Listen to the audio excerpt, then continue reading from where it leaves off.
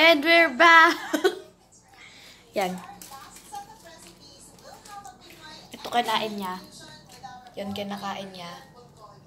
Yeah! Kala ka ba hindi mainit?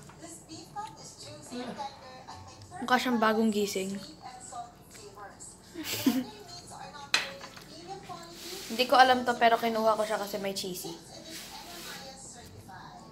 May cheesy daw. May cheese. May cheesy sa pangalan. Ayun na, nakita niyo yung cheese. Ayun o, ayun o. Oh. Hindi natin nakain nachos. Sandang pabili. Kain kami maya.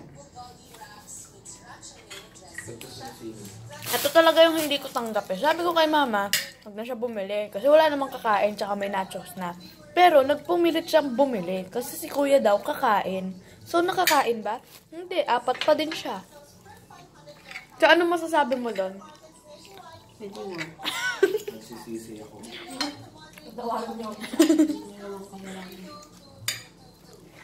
Pag yan kinain yung pagdating ng bahay, may...